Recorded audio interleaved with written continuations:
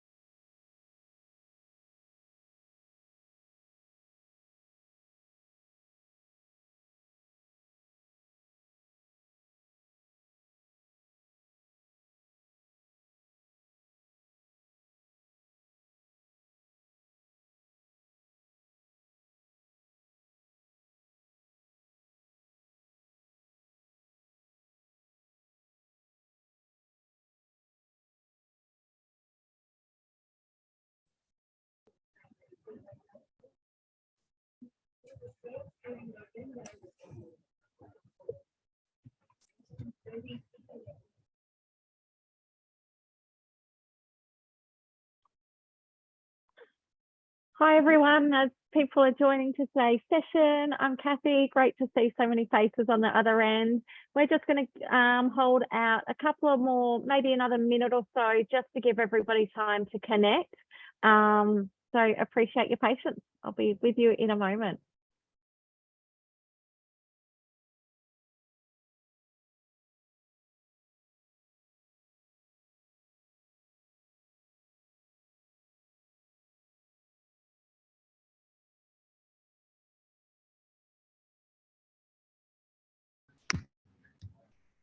Oh, thank you.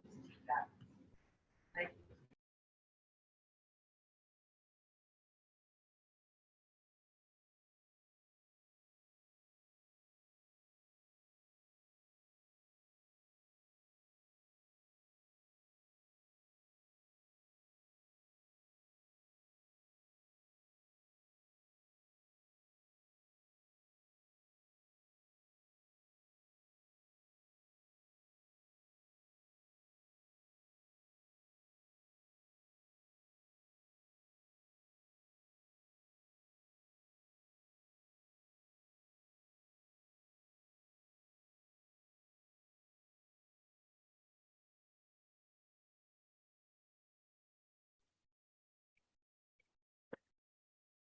All right, guys, we're going to kick today's session off for you. Hello to everyone today. Great to see so many faces on the other end.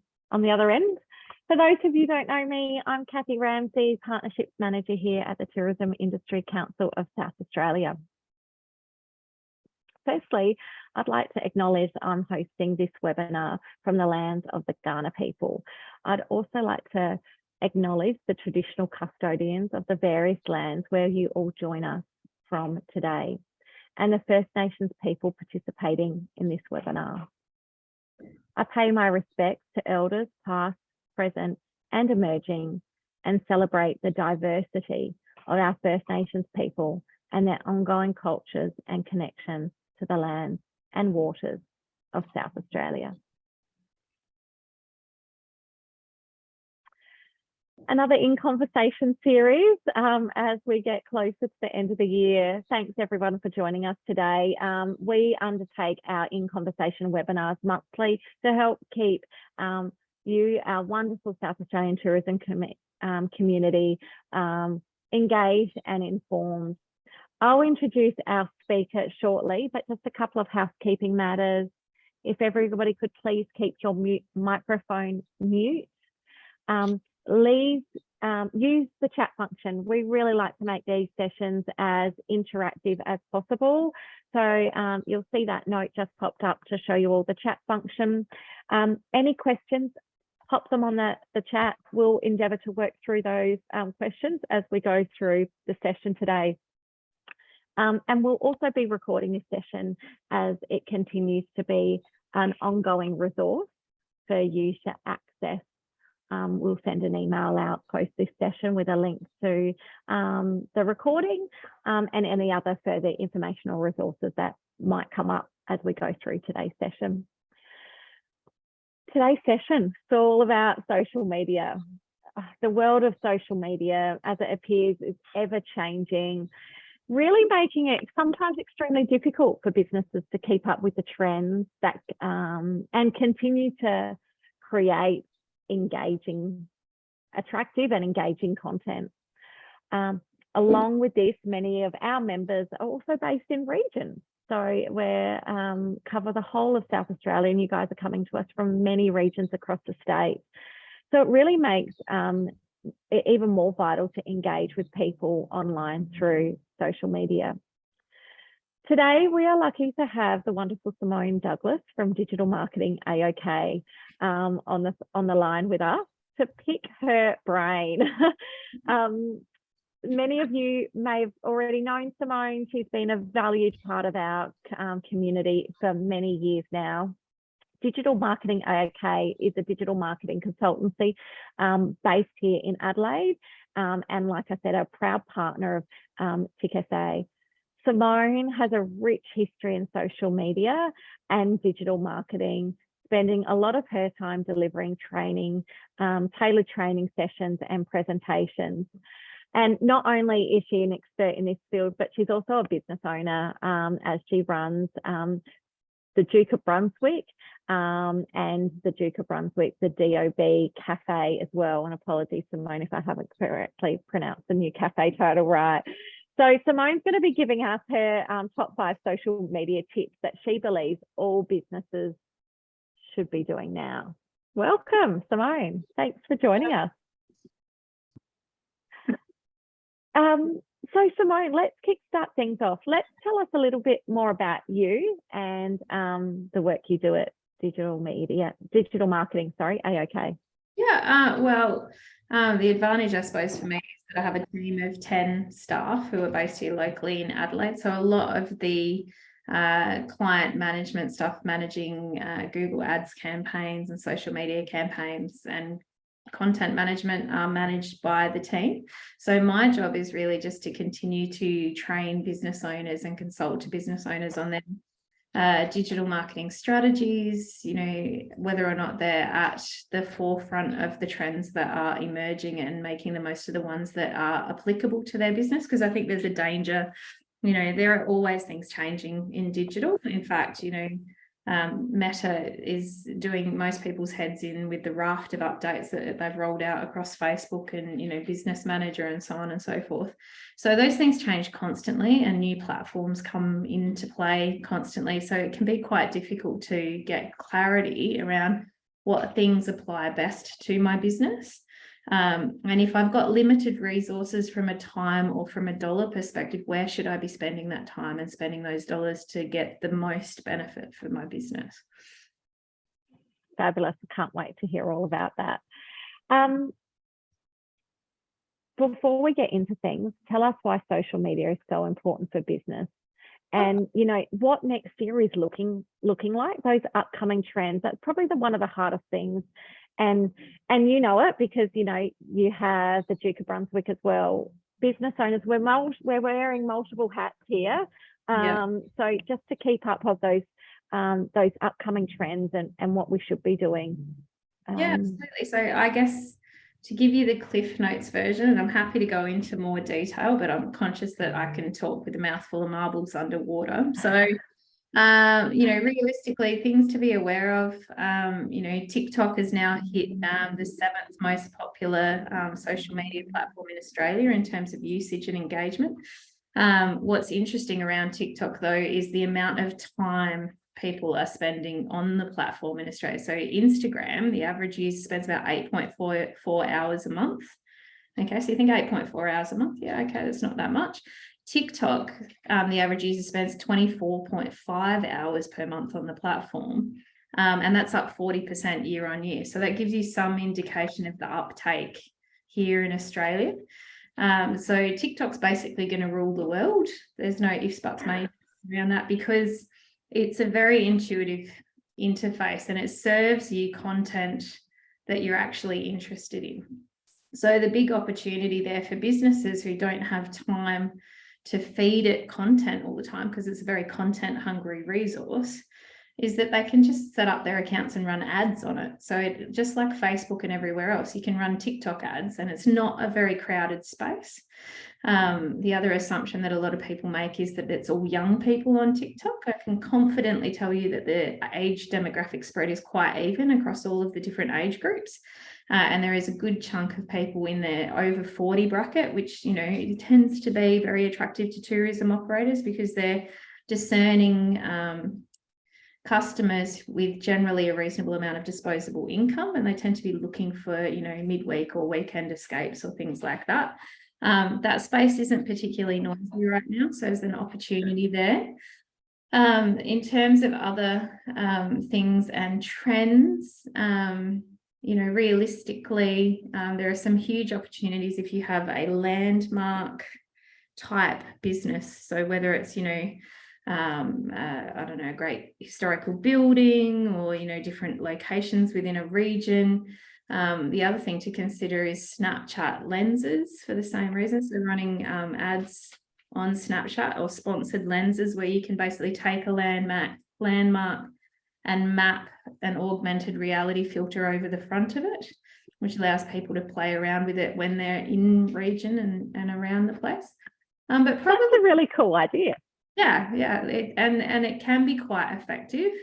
And the Snapchat studio, like where you do those sponsored lenses, is quite intuitive. So you don't have to be really technically brilliant at this stuff to have a play around with it.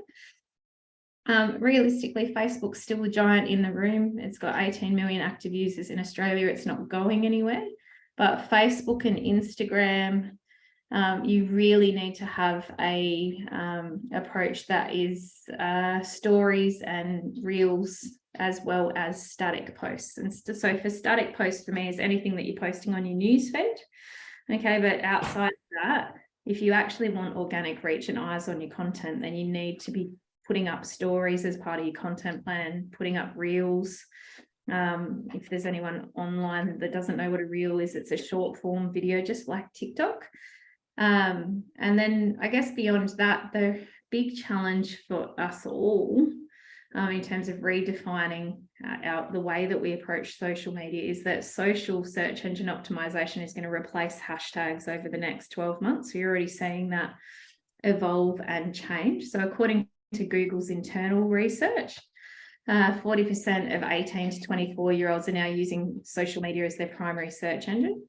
So that's, interesting in and of itself. In September, the New York Times proclaimed that for Gen Z, TikTok is the new search engine. So again, if you don't have a TikTok strategy, over time, you're going to need to consider that. But for all of us who just have Facebook and Instagram, maybe LinkedIn, what you need to consider is using keyword optimized captions. So whilst historically we've, maybe written in hashtags, put 15 or 30 hashtags on a post, that's not going to get you the reach or work for you moving forward. So using keyword optimized captions for the keywords that you want to own. So take the same approach. What are people typing into search to find your business or to find businesses that do what you do? And then have we used those terms in the captions for our social media posts so that we're coming up in social search? You know, for ourselves, using keyword optimized captions instead of hashtags in our own research with some of our key clients increased the reach by 30% and doubled the engagement compared to hashtags. So that's interesting, Simone, because often, and correct me if I'm wrong, because in the back end of a website, you have those keywords too. Is that correct? Yeah, exactly. Right. Yeah. So what it will do, I think the way it will evolve is just like you write a meta description for your website for a page. You're going to start writing some of your captions with meta descriptions in mind, is probably the easiest way to describe it, I would have said. Yeah, exactly. But yeah, that's a big change. And again, you know, voice search is such a big thing now because we all have, you know, iPhones and Google Homes and Google Minis and Alexas and all these things. And we're quite, you know, lazy with that, in that we will ask Google to go find us, you know, the top 5 things to do in York Peninsula or something. So you really need to consider, again, you know, from a social search perspective, but also from a website perspective, do I have an article on my website that talks about the top 5 things to do in York Peninsula? Is my event or my venue or my attraction in that blog post? You know, so it's just a very different approach, I think, to marketing in 2023. And also we're coming out of, you know, exhaustion and pandemic fatigue and all the rest of it. So you're going to come to the other side of that, like in the new year, and talking to, you know, chief economists and things like that, you know, from February onwards, it's going to start to get interesting for business realistically. And I'm a realist. I don't like to pretend things aren't happening. So your digital strategy is going to become really critical to ensuring that you are front of mind for the people that are spending their money on tourism environments and things like that. Yeah, absolutely. Thanks for that great overview of the channels and perhaps, you know, where those channels are going and perhaps channels we should be investing in, and TikTok, and really talking about TikTok. And it, perhaps if we didn't think that TikTok was for business, it actually is for business. It's not just, like we said, for that younger age demographic as well. Before we move on, Shannon's just popped up with this question with the keyword optimization, what you're talking about on the social media captions, with a really good question about how do you do that without sounding repetitive, I suppose, and keeping on sounding genuine. I suppose that's 2 points. Is it's about without sounding repetitive, but it's that genuine, which really feeds into that human approach. I think that's really important. It's something you've talked to our community a lot about, Simone, over the years, is that human approach. So I guess, well, I can pick up both of those points. So Shannon, to answer your question, it's an art form. So realistically, what you would do is you would have a content plan that maps out those keywords. You would also take your keywords and a number of synonyms or alternative words that pretty much mean the same thing, as well as long search terms and short search terms. And then in your content plan, you would tick those boxes once a week. So it's not that every single post is going to be optimized for search, but it just needs to inform your strategy. And in terms of sounding genuine, that's the tricky bit, but it's the same way that you write on a website. So you write both for the robots and for the human beings. And so that takes, you know, a lot of revision and some clarity around starting with the emotion. What do you want people to feel first? Because if you tap into the emotion first, then you've already kind of recruited them and their brain in terms of the way that our brains function. So they'll often move past the repetitive bit, which we try not to make repetitive anyway. Going back to your point, Kathy, it's important to be human. And again, you know, talking about pandemic fatigue, consumers want different things from their brands now and from businesses. We actually want a realistic representation of who you are. So it's not just about the beautiful high-end photos, which we love, but we also want to know who are the human beings behind the business, you know, what impact do we have with these, you know, what impact do I as a customer have by supporting you as a business?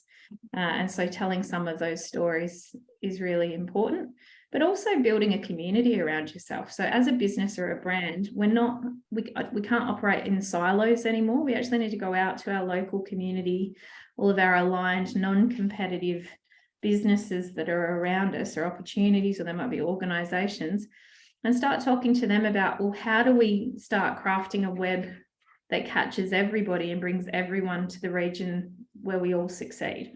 So that community-based approach is really important, I think. Absolutely. And look, many of our members are doing that in a scale around packaging with other products in their market, in their region, but lifting that up to a next level about, you know, talking together for the greater good of your region would be of a benefit from a social media aspect. So Simone, your top 5 tips for next year. Obviously, you've given us a really broad overview of where some of these platforms are going, and you know, obviously TikTok, we need to be, if you're not invested into it, make sure that's part of your digital marketing strategy for 2023. Let's take a little bit deeper dive into those top tips. Sure. Well, so we've covered off on the first one, which is make sure that you start representing yourself as an authentic human-based business. The other thing that you need to do, or my second tip, would be around creating content with your audience in mind. So when you need to start, you can't be that business that is trying to talk to everybody that may come and spend money with you. So you need to actually start considering the different segments of your audience and crafting specific content in your monthly content plans that speaks to those different audiences. And the important thing there is to have a balanced approach so that you're ticking the main audience boxes. So if you've got social search covered, you're interesting and authentic human beings, and then you're actually talking to the audience using the language that they want to hear or the imagery that they're looking for, then you're going to get much greater engagement, which I think is particularly important. And then, you know, you need to start engaging in conversation.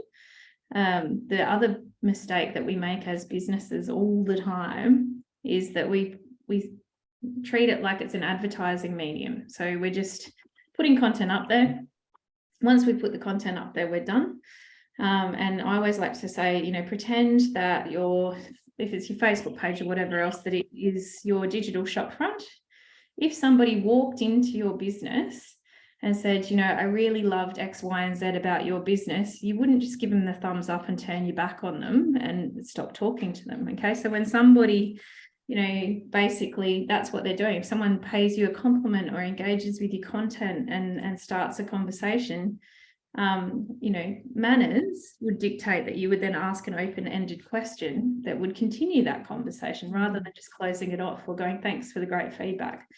So open-ended questions are particularly important, not just because it creates brand alignment and connection with your customers, but also because the algorithm on all of the platforms places a premium on content that has multiple comments and replies. So if you get, you know, a conversation that goes for 1 or 2, you know, answers back and forth, then Facebook, for example, or Instagram goes, oh, this is really good content, and it keeps shoving it, you know, back in front of your audience and in front of a wider audience.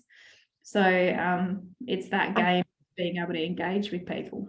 Yeah, absolutely. But it's really about transitioning that face-to-face customer service. Yeah, it is. To a digital platform.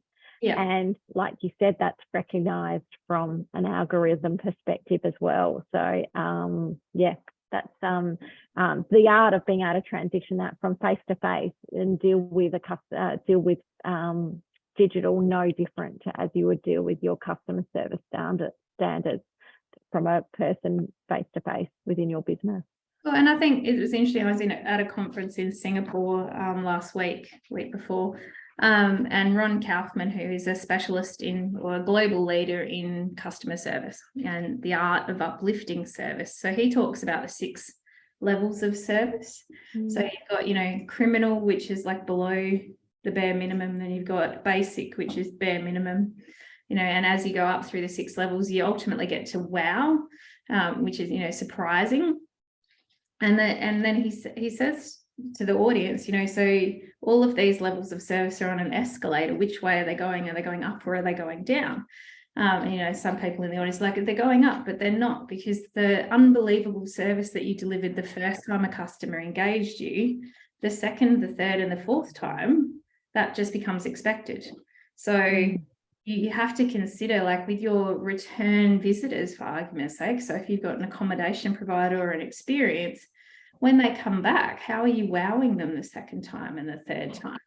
Because just doing what you did the first time they came to visit isn't going to be enough. That's going to become basic eventually. Absolutely. And but what you mean by visit is not just visit face to face, it's visiting and engaging with your business in an online platform, as well as a physical capacity as well. Yeah. So you have to consider, you know, from a product delivery perspective, from an ongoing relationship perspective, how are you using digital to help move those levels of service back up to unbelievable or surprising, as opposed to expected and basic? Because expected and basic won't create referrals for you. And we all know that in, you know, tourism, word of mouth is massive. Word of mouth's massive in any business. So having a strategy for your digital platforms as to how you create that wow factor creates word of mouth, which is those digital referrals, which is what you want. Yeah, exactly. Now that's really important, Simone, and a great topic, great tip as we progress through. But it's about, you know, that engaging, having an engaging conversation and really transitioning those same customer service standards we would have face to face to a digital aspect as well, but continuing to lift those as the customer has their journey with your business, from a first time to a repeat guest as well. Yeah, absolutely. And I think you know, when you look at, I guess the 4th tip is, you know, meeting your audience where they're at. So you know, sometimes as businesses we can default to efficient versus effective. So now that we have all this automation, you know, we have these great online booking systems and all of these things, sometimes a customer will make an inquiry through a Facebook page or an Instagram direct message, and the temptation is very much to go, here's the link, just go book. But realistically, you know, that's not actually customer service. So as much as we want to automate things, you need to balance automation with personalization, and they're not the same thing. And also you need to get some clarity from your customers. Well, what platforms are they on? So having a social listening approach that has you searching for your brand on the different platforms to see who's tagging you on TikTok, who's tagging you on Instagram or Snapchat or wherever else, so that you start to get a felt sense for where are your customers playing and what do they want to talk to you about on those different platforms, because they might want entertainment, you know, from TikTok. So they might want a whole, you know, series of videos telling them where they should go for breakfast and, you know, what wonderful views they have or what secrets you guys know in terms of your different regions and locations, versus, you know, on Facebook they might want information. I think that circles back to 2 really good points there, Simone. First of all, about being human still, and that human approach, but also understanding your customers in that dreaming phase, and that's really important part of their customer journey. I think it's interesting you say the point of us trying to for a business to try and research where they are looking for you and finding you. Is that simply just, I know this might sound like a really dumb question, but is that simply just typing in your hashtag, if that's what you're using, in Instagram or TikTok and seeing who's coming up? Or is there sort of a platform you use to see where people are, see what channels people are using your socials on? How would a business go about that? Well, there's all sorts of different ways to research, I suppose, like where you're coming up on different things. So there's mention.com, which is a social listening service you can sign up for. You can set up Google alerts, but they can be a bit hit and miss in terms of brand mentions. But yeah, generally, just searching. Funnily, I'm searching for your business name in the search bars, because often people won't tag you. Funnily enough, they'll type the business name if they can't figure out how to tag you. Searching for your business name when it's spelt the wrong way will often turn up brand mentions as well. So if you know that people invariably switch 2 letters around, or bits and pieces like that, it pays to pay attention and find those bits of content as well. If it's geographically tagged, it's quite easy. So you can search by your region to see if there are any photos of your business or user generated content that's out. Oh, perfect. Thanks for that. I appreciate that. And lastly, your last tip, Simone, when we're looking at social media and what we should be doing for, as we move into 2023 and looking at our strategies there. Yeah.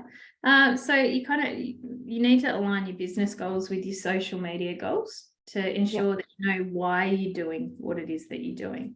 So I think often, particularly when businesses that have been in survival mode, which we have been, for the last couple of years, now is a really good time to look forward instead of looking backward. And so what I mean by that, and I've been doing a lot of presentations this week about the fact that your windscreen is larger than your rear view mirror for a reason.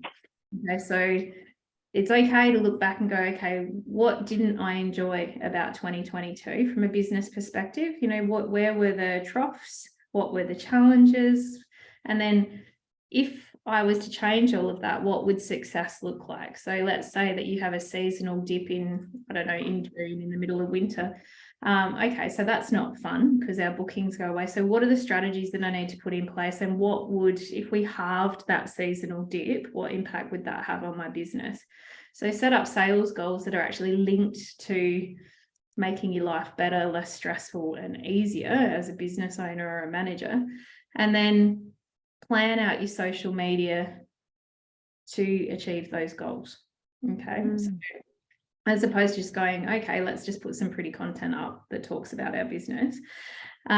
Actually have some goals that are tied into your business. Have a strategy that's tied into your business goals. And then once you've got that, you need to come up with your paid strategy. So if you don't have an advertising budget and a marketing budget, it's a really good place to start. You should be clear about how much money you want to spend on your advertising in any given month and across the course of the year. And a lot of people say it's good to make that as a percentage of your revenue as a rough guide. Like at Digital Marketing AOK, we spend 5% of our revenue on marketing activities. So not all of that is paid, some of that is partnerships and things like that. But then, you need to have a multi-channel advertising strategy. So, Google ads, may or may not be the right fit. YouTube advertising, Spotify advertising is one of the most underutilized things, here in Australia. And yet everyone with a free account can't skip past the ads. And you can actually target based on the types of podcasts that they're listening to, different things that they're interested in. So you get a lot of clarity around geographic location and interests. And it's really cheap compared to radio advertising. So if you're investing in radio advertising but not looking at Spotify advertising, that seems counterintuitive to me. But then, look for the non-noisy spaces. So test some TikTok stuff, but make sure that it's not really polished, because the really polished stuff on TikTok doesn't work. Okay, and what I mean by that is, Guzman y Gomez, which is a fairly well-known food brand, their stuff's all logoed up and it's like all high production value. No one's engaging with those ads. But Udi has been using TikTok very successfully for their sales channels. And they're just, standard videos of them talking about the product or unboxing it, or, user generated content that's been repurposed. So I think you just want to line up all your goals and then go, which channels should we actually be playing on? Is it, in terms of paid? So do we have a Google, a Facebook, do we have a top of funnel versus bottom of funnel strategy? As much as I hate buzzwords, but basically, what does the customer journey look like, and where are we going to be talking to them, on what platforms, at what stages, and what kind of messaging are we putting out there? And I think circling that, Simone, back to your initial point, obviously aligning it with your business goals and social media to be taken quite seriously, not as a fluffy sort of content, as a part of that business goal, because of what you said, particularly at the beginning, is it's going to be the #1 search engine. Yeah, it is. And if I use the pub as an example, so, obviously, those of you who don't know, so the pub that I have is located in the middle of the CBD. So, city venues tend to struggle historically, and particularly with the work from home thing, the recovery has been quite slow. But for us, it's been the exact opposite. So we were doing summer figures in winter. We're now smashing records out of the park. But I think it's because we have that multi-platform strategy and the organic strategy that sits behind it, and everything done with a purpose. And that purpose ties back into the business goals. So we know that we're trying to grow daytime functions. So that's what our ads look like. We know that we're trying to grow lunchtime bookings on a Monday and a Tuesday. So that's where we put a lot of effort behind things, and so on. So it's, and it allows us to measure success in incremental ways, which then gives us the enthusiasm to keep going. Because if you don't have a strategy and you're not sure how you can measure it, then it just becomes one more thing that you have to do. Yeah, absolutely. No, that's some really great points there. And I love your analogy and how you relate it back to the pub, the Duke of Brunswick, Simone, because, you see both angles of this, because you are an operator as well as being, running your own digital marketing consulting business. Simone, you've touched on quite a lot for us today, but I think it's really important to give everybody the opportunity to ask some questions. If they want to, please use the chat function.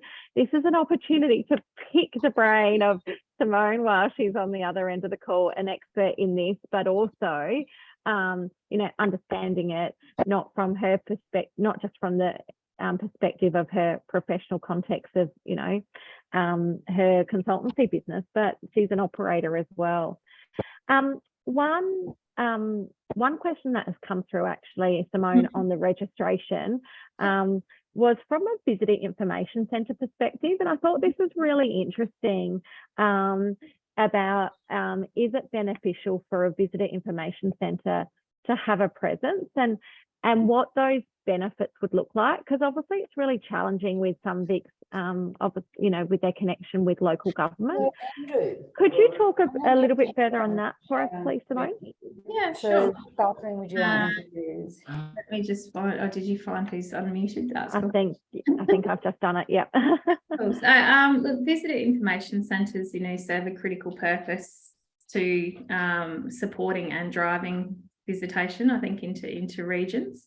So realistically, it's been my experience that, likewise, they form a critical discovery part of visitation if they have a good online presence, and they should become a bit of a, conduit for all the different operators in region that they're supporting. So, by sharing content, when we, as human beings, when we're looking to go and visit somewhere, and when we arrive, the visitor information centre is one of the first places that we go often.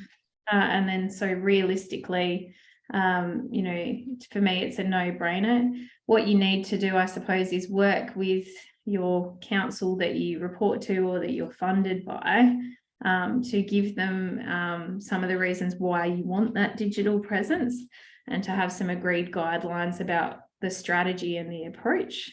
But, if I go back, I think it was pre-pandemic, so if I go back like 3 and a bit years ago, the Visitor Information Centres in Victoria had a conference, 3-day conference, and I went out there and ran a complete session on, well, what does this look like? You know, how do you make the most of it? How do you get the tone of voice right? How do you get congruence from all of the key stakeholder groups? And it all comes down to having the strategy first. But I think if you have a visitor information centre anywhere and then they don't have a digital presence, that's just a missed opportunity. Yeah, really good point there. And we all know regions with that have a VIC in there deliver, you know, that visitor experience is a stronger visitor experience and a stronger economic outcome for that region because of what the VIC delivers as that central point. It's just about starting that process earlier from a digital media aspect as well. I'm just going to phase through because the questions are coming in, which is great, Simone. I'm just going to go back up to Yvonne. I agree with the group-based approach. I try to do that in Yorktown. The challenge for me is the writing skills and trying to represent the style that she, and I think you just talked on that in terms of for a VIC as well. It's about the tone and getting that right from a digital media aspect as well. Yeah, for sure. And I think sometimes if you struggle with that, using something like Jasper AI, so it's an artificial intelligence copywriting platform, can be good to just kind of open your eyes a little bit because you can put in different tones of voice and subjects. Jasper will write a paragraph for you or a social media caption for you in like 0.2 seconds. And then it's never going to be perfect, but then you can change it and make it what you want, but it will have opened up ideas for you that you didn't have before. Yeah. Oh, that's good. That's a great suggestion. And circling back, Owen's point, circling back at the beginning of this session, we talked about some of the platforms and where they're going. LinkedIn is obviously an important platform from a personal profile, but also is there value in having that company profile, and does that narrative look different on how you treat them? Look, it does look different. It's a good question, Owen. So LinkedIn will place a premium in terms of the newsfeed and the algorithm, place a premium on individual content over company content. So you have the company page because you're protecting your brand. You don't want somebody else to get it. The company page is very much informational. Okay, this is what's happening. Here's a case study. This is what we've done. Versus the personal page, which is relational. Okay, so your personal page is very much about connecting to all of the people in and around your industry, expanding your networks, so that then when you're sharing content that is relevant, it will give you different opportunities to get in front of the right people. And they could take 2 years to decide that now they need your product or service or want to go and visit you, but they've been seeing your things for that 2 years. You know, if I use NACO Resort as an example, you know, that was on my wish list for 3 years, and, you know, stuff would pop up in my Facebook feed, and eventually I got around to booking it, and I booked it 6 months in advance. But if I hadn't followed their content and I wasn't seeing their content, then I would have forgotten about it. So you know, the way that you put your content out, and it's the same with people who provide professional services to industry, you still have to be front of mind, just giving them people thinking points and stuff to consider. Yeah, really good points there. Thank you. And Yvonne's popped in with another really good question about ATDW. And where you see that fitting with a range of electronic, you know, for digital marketing and attracting operators to region. Are you comfortable to talk on that? Look, ATW, like it forms a really valuable part of the digital ecosystem. You want to make sure that your listing on there is set up properly, that you've invested the time in it, that you're putting fresh photos and content onto your listing. Because again, they've got the traffic. So if they've got the traffic, they're ranking, you know, so, you know, all of, like, so my cafe and the pub are both listed on the platform. And to be perfectly honest, I need to spend some time over the Christmas break to bring them up to a standard that I'm happy with, because I kind of just like bashed them on there. But it's also about, you know, that's again, that stuff's very polished content, and your social stuff forms that kind of human behind the scenes content if you compare the two. And so they both serve a different purpose in the ecosystem. That's I think that's well answered in terms of understanding the type of content that's on both, and obviously ATDW that feeds into southaustralia.com, and then all the regional tourism organisations pages as well. So it is a vital part of that mix to have that. And then obviously their digital marketing strategies that those organisations are putting out as well. It all links back. Yeah, it absolutely does. And the thing is, it's a free opportunity, so why wouldn't you take it? Sake of spending an hour putting it together and then checking it once a quarter and adding something to it, it's a no-brainer for me. Yeah, absolutely.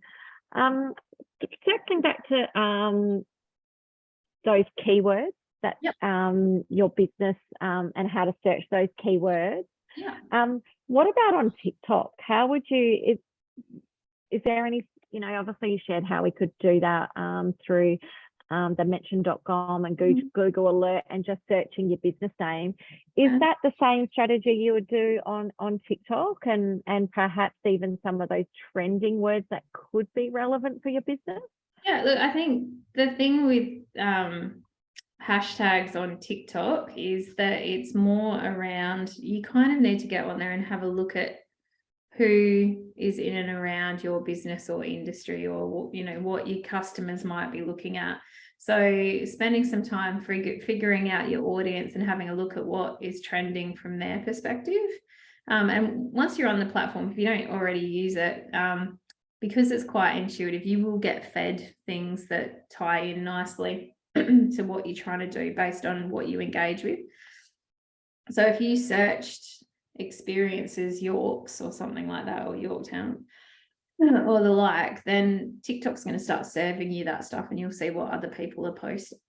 And then if you look at the number of views that those particular posts are getting, that's going to give you an indication on whether that hashtag strategy is any good. You know, there are hashtag analyzers. Like if you type in hashtag analyzers into Google, they'll give you a whole list of different ones that you can have a look at. But they're not necessarily, like, the easiest way is if you go into your search bar on TikTok and just tap hashtag under search, like it just says hashtag. If you click on that, it will give you a whole list to have a look at. But TikTok's still evolving, so it's not as clean as maybe using Hashtagify to look at Instagram hashtags and things like that. And I don't know, like this could be completely off track here, Simone, but you know, you talk about using it from from our audience perspective. Would there be value in you creating your own personal account and engaging in that platform from what you know about your audience? Absolutely. To start to see how your business is, to start to see those keywords, start to see how your business is represented as well. So not just doing it from your business angle, but putting yourself in your customers' shoes as well. Yeah, absolutely. And because you have to, I think, to use a platform well from a business perspective, you need to understand it from a user perspective. So you're absolutely right. The easiest way and the best way to get your head around those things is to set up, you know, a personal account and start playing with it, you know, paying attention to what would my ideal customer be doing if they were staying with me right now, and having a look at that.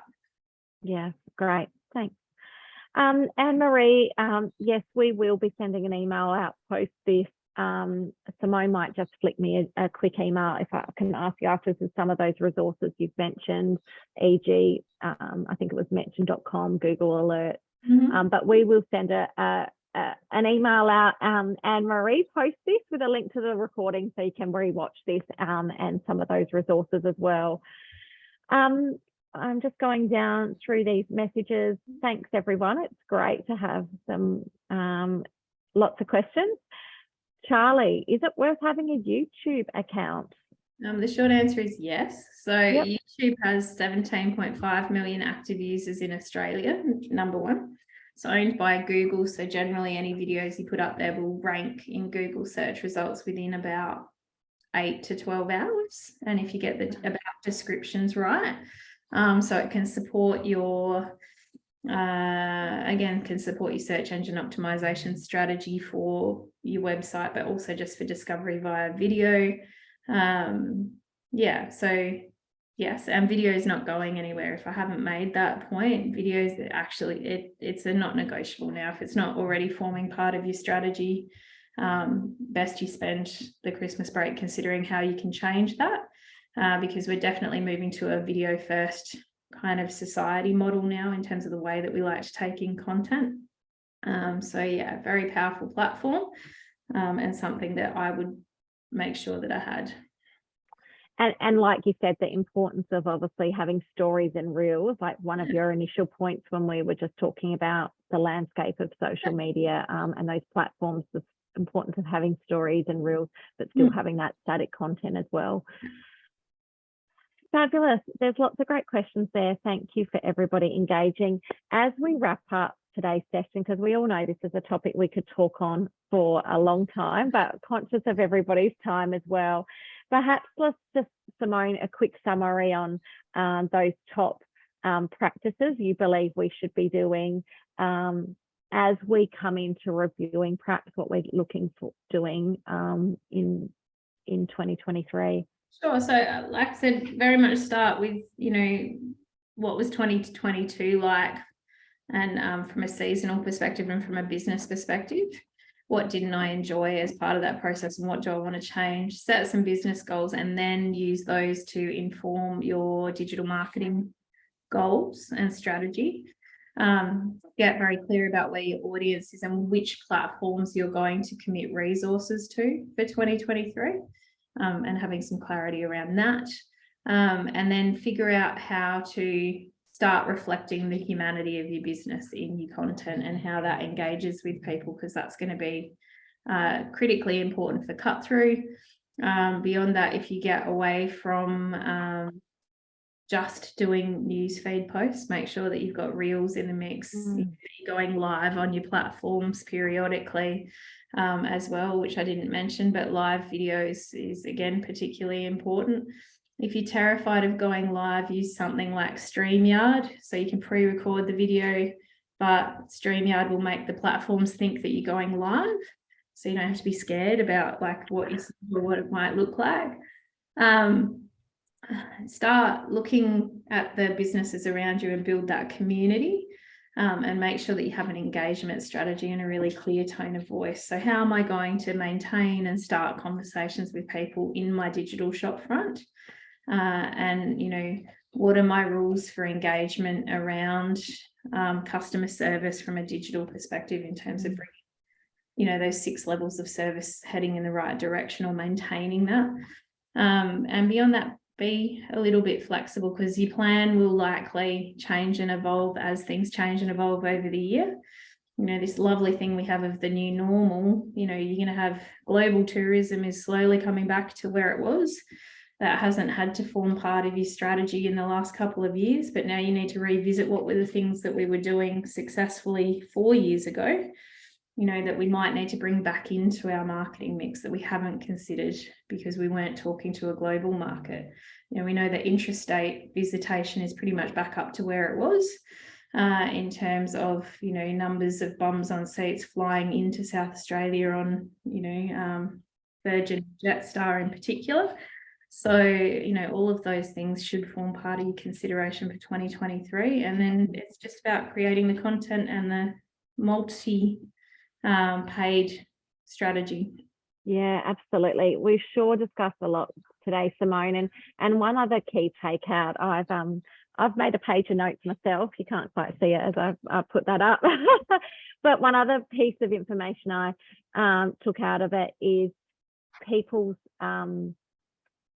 search behavior. and shifting away from Google and moving to these platforms. And if you're not on TikTok, TikTok is for business as well. So, you know, that mix of static and video content, if that's live, stories, reels, whichever way, it's important to have that overarching digital marketing campaign as a part of your aligned to your business goals and a part of your strategy for next year, because it's where your customers are shopping and dreaming.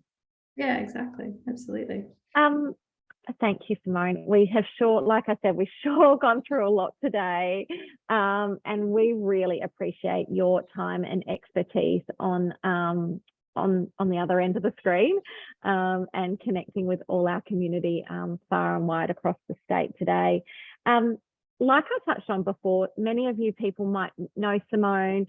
If you don't, Simone runs Digital Marketing AOK. They're a trusted partner of TICSA, and our members have a fantastic offer to engage with Simone and her team as well. So if you'd wish to pick this conversation up offline, post this session, we will send you out an email with call to action and how to get in contact with Simone. A couple of those resources, Simone's going to flick those through to me on an email.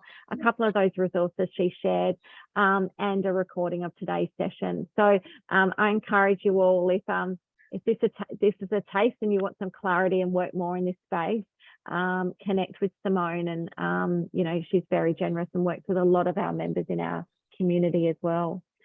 Apart from that, I'll leave it to you guys. Thank you all. Have a wonderful day. It's glorious outside for those of you who get to step outside and enjoy a bit of fresh air. Great to see you all, and look forward to delivering another session with you all in the near future. Thank you, Simone. Appreciate your time today. No worries.